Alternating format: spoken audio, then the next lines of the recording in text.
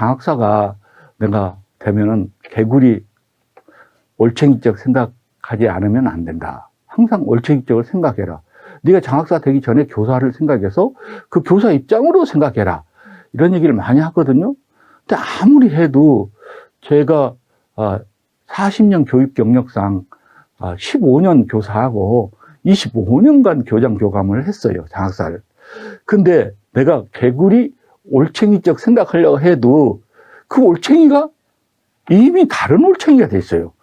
25년 전 올챙이하고 지금 올챙이는 달라요. 그래서 나는 열심히 사회를 위하고 교사를 위한다고 하지만 엉뚱한 일을 내가 할 수가 있어요. 그래서 그건 내가 직접 수업해 보는 것밖에 없다고 생각해요. 그래서 나는 교감 때도 일부러 교육과정에 넣어서 수업을 했고, 또 교장 되자마자 수업을 했고요. 교육장 때도 수업을 했습니다. 물론 1년에 한두 번 했죠. 많이는 안 했지만.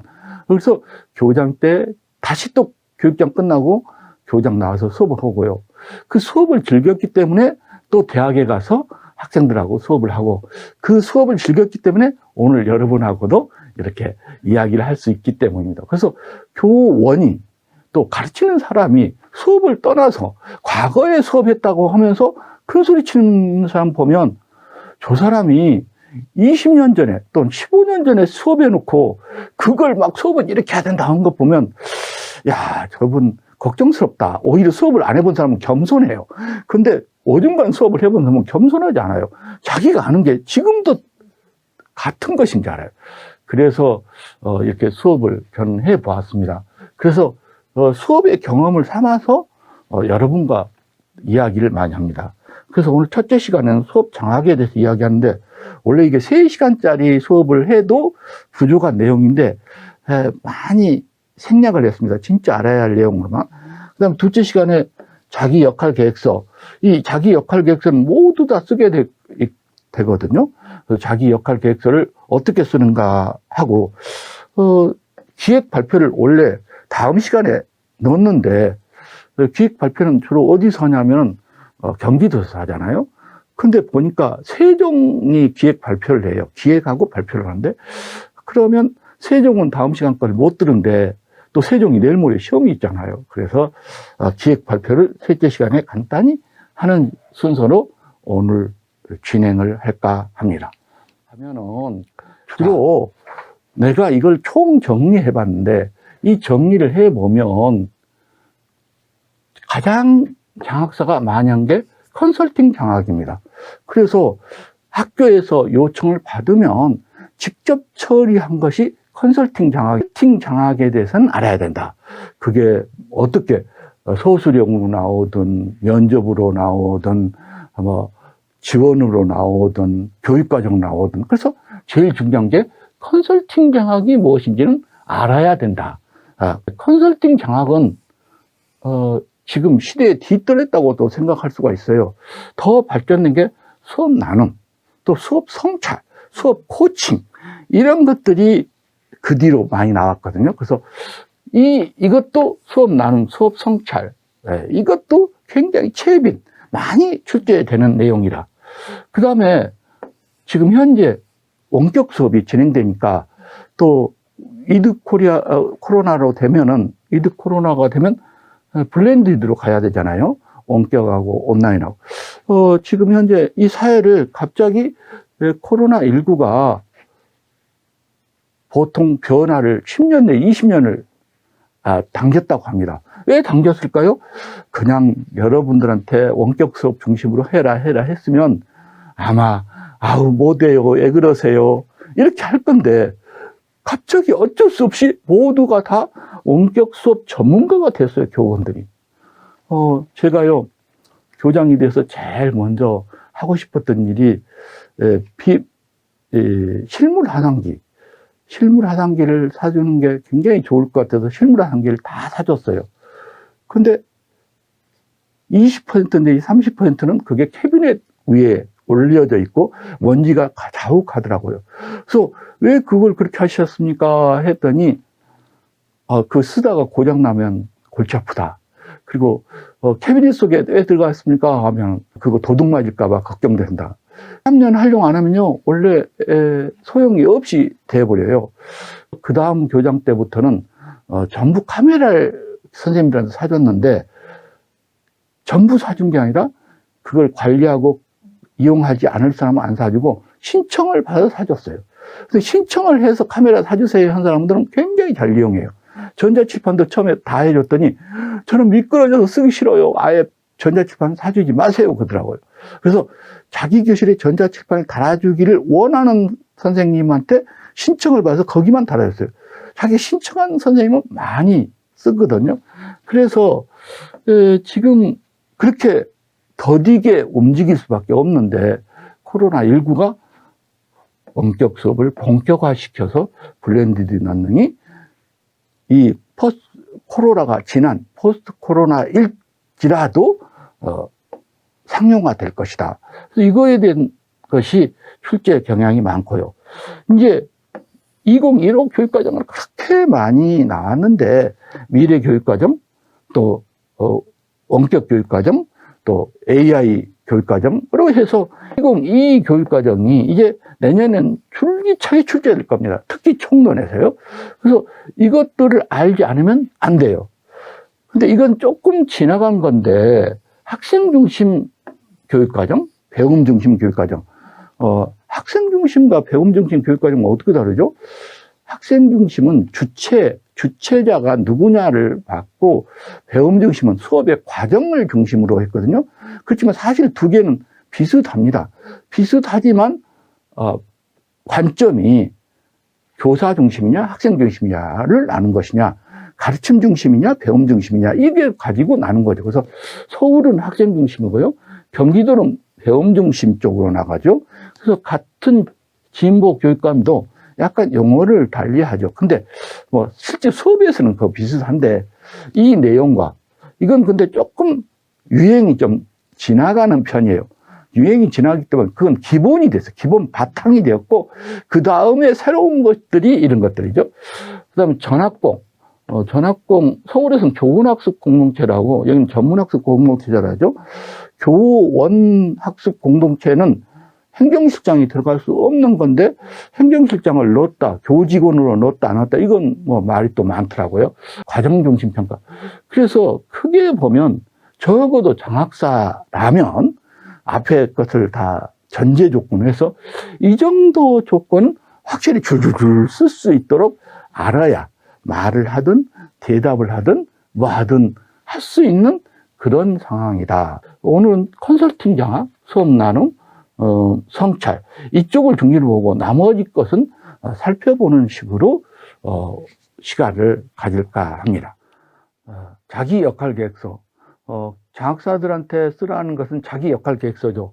흔히 우리가 자기 역할 계획서가 어떤 것은 소개서를 쓰라고 해요. 소개서. 어떤 것은 역할 계획서를 쓰라고 해요. 소개서는 이제까지 자기가 지내온 과거 이력을 쓰라고 하죠. 이게 핵심이에요. 과거를 보면 현재의 너를 알 수 있으니까 과거를 중심으로 쓰는 거고, 역할 계획서는 앞으로 할 것인가, 앞으로 미래에 너는 어떤 일을 할 것인가라는 여기에 방점이 있어요. 물론 여기에 과거도 들어가지만 미래에 어떤 역할을, 즉 전문직이 되어서 어떤 역할을 할 것인가가 방점이 있죠. 그래서 소개서 플러스의 역할 계획서, 이 역할 계획서를 쓰라고 많이 하죠. 소개서를 쓰라 해도 사실은 당신이 나중에 어떤 역할을 할 것입니까? 그걸 보고 싶어 하니까 역할 계획서처럼 쓰는 게 좋습니다. 자, 그래서 맨 먼저 왜 장학사가 될 것인지라는 동기를 들어가는 걸로 동기를 쓰는 게 좋죠. 동기를 쓰는 게 좋고, 순서가. 두 번째는 인성적 측면, 즉 나는 장학사가 어떤 사람이 좋은 장학사인가 할 때 제일 좋은 게 친절하고 비전 있고 배려 있고 이런 장학사를 원하거든요. 여러분, 실력이 중심이고 시험 보면 실력 중심이고 실력 중심을 뽑아야 된다라고 하지만, 이 사람은 우리 교육청에서 나온 양식을 보고 나도 이와 같이 이 내용에 여기 논증을 통해서 내용, 논증을 통해서 자기를 정리를 해 놓으니까 자기를 설명하는 내용에 아주 쉽게 자세하게 많은 글을 담을 수가 있었어요. 그래서 줄글로 쓴 것보다 이렇게 해 놓으면 눈에 확 띄거든요. 자기 역할 계획서는 뭘까요? 면접관이 이걸 쳐다보거나 또 일반적으로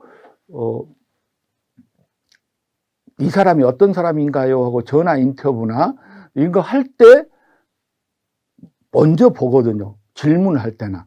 그러니까 이게 점수로 들어가지는 않지만 그 사람에 대한 인상을 각인시켜 줍니다. 근데 그 사람들이 다 읽어볼까요? 읽어볼 시간이 없습니다. 짧은 시간에 또는 많은 양이기 때문에요.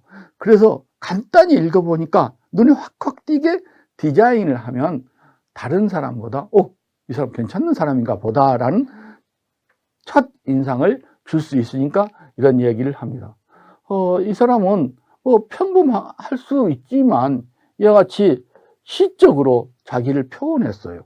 그래서 시적으로 표현해서 자기 인성을 이렇게 표시를 해서 자기가 시로 자기를 표시하니까 얼른 남들이 읽어볼 수가 있다는 것이 되죠.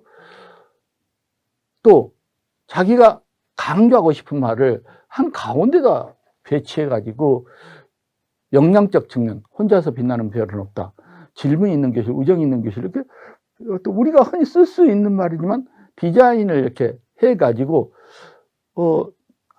아는 것을 어떻게 공간을 꾸밀까라는 걸 연구해서 확 눈에 띄게 배분을 해서 눈에 띄게 가르쳐줬던 것을 써먹는 사람이 있더라. 또 이런 분은 그냥 사자성어를 가지고 그 사자성어를 가지고 잘 사자성어를 설명함으로써 자기 뜻을 잘 나타내게 표현을 하기도 했다.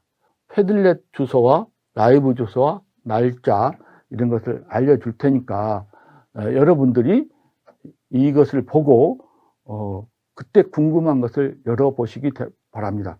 이 라이브 주소는 보통 사람이 그냥 거기 신청 안 해도 될 수 있고 질문은 신청할 수 있고 줌으로 회의할 때 여러분 얼굴이 공개된 걸 싫어하시면 얼굴은 가리고 이름은 A명으로 적어서 같이 온라인 수업에 참여할 수 있겠습니다. 딱 12월 달에 처음 해보고 결과에 따라서 또 추가하니 안 하니를 결정질까 합니다. 이것은 문자로 갈 테니까 문자를 봐서 적극 호응해 주시기 바랍니다. 이번 시간에 올려놓은 과제는 자기 역할 계획서를 1페이지로 작성하라. 그런데 이건 개인적인 정보가 많으니까 카페에 올리지는 않는다. 그리고 오늘이 마지막 시간인 경우도 많으니까요. 그리고 이번에 자료는 첫째 시간, 둘째 시간, 셋째 시간에 대한 자료, PDF 자료하고 서울의 현장 지원 전문성 평가 문제와 답을 적어 놓은 자료를 보냈고요. 또 2020 수업장학 문제와 답을 원본을 여러분한테 자료로 보내줬습니다. 그 다음에 실습, 내가 가르쳤을 때 수업장학 실습했던 문제, 그 다음에 이것은 새교육의 교육 전문직 강의에 대한 글을 쓰라고 해서 내가 연재했던 글 중에서 수업장학에 관해서 썼던 글을 실어놨습니다. 그리고 아까 1페이지부터 12페이지까지 보면 원격 수업, 앞으로 어떻게 해야 된다, 그거 내가 말씀드렸잖아요. 이것이 여기서부터 1페이지부터 12페이지 사이에 있는 글을 보시면 여러분이 좋은 아이디어를 얻을 수 있겠다 생각하고요. 여러분들이 많이 처음에 근무하면 학교통합지원센터에 근무합니다. 옛날에는 많이 초등교육과에 근무했는데 이제는 학교통합지원센터에서 근무하는데 학교통합지원센터에 가서 여러 가지 내용을 하는 일을 볼 수 있거든요. 그 하는 일을 보면 시험 문제가 어떤 것에서 나오겠구나를 예측할 수 있어서 학교통합지원센터에서 무슨 일을 하는가를 안내하는 리플렛을 보이니까 이 11가지 자료를 보시고 공부하는데 참고하여 주시기 바랍니다. 물론 이 기획 발표는 시험을 보는 데는 세종하고 또 경기도에서 기획 발표를 하지만 이것에 대한 질문이 참 많이 있어서 원래는 13강 다음 주에 넣었는데 세종이 시험이 급해서 앞쪽으로 가지고 왔습니다. 그래서 현재 시험 과목에 있는 내용은 경기와 여러분이 발표를 들어보면 많은 참고가 되리라 하니까 다른 교육청에 있는 분들도 들어보기 바랍니다. 보통 질문이 제일 이게 많아요. 자, 기획을 쓴 다음에 그 기획을 발표하는데 그 발표할 때 배경 1, 배경 2, 추진 근거 3, 목적 이런 식으로 말을 해야 됩니까? 아니면 요약문을 그대로 들고 읽어야 됩니까? 라고 이야기하는데 둘 다 전혀 틀렸죠. 그래서 내가 설명을 많이 할 수가 없어서 내가 카페에다가 내 강의를 마지막 강의를 한번 들어보시오 하고 넘겼는데 발표는 문어체가 아니라 구어체지 않습니까? 그래서 추진 배경, 추진 근거 이렇게 이야기하면 딱딱하죠. 그래서 그렇게 이야기해서 누가 좋다 하겠습니까? 책 읽듯이 읽는 걸 말하면 아무도 좋아할 사람이 없습니다. 그래서 제일 먼저 청중들은 그걸 왜 해야 되는데? 그걸 나한테 말해봐. 왜 해야 되는데? 그래서 배경과 근거를 가지고 왜 이것이 필요한지. 지금 기획이 뭡니까? 이러이러한 사업을 교육청에서 하려고 하는데 발표를 한다는 건 제안입니다. 제안을 하는 겁니다. 그러니까 교육감님 이거 이렇게 해야 되겠습니다. 국회의원님 이렇게 해야겠습니다. 해서 이렇게 해서 교육이 잘 되도록 해야겠습니다. 라는 거 기획이잖아요. 그 기획을 발표를 한다는 것은 상대에 앉아있는 사람한테 이걸 해야, 맞아. 그렇게 해야 돼. 그것 좀 했으면 좋겠다라는 수락을 얻는 거 아닙니까? 그래서 제일 먼저 왜 하는데? 왜 그걸 하려고 해? 돈이 들어, 시간 들어, 그 힘든 걸 왜 하려고 해? 라고는 말을 맨 먼저 해야 돼요.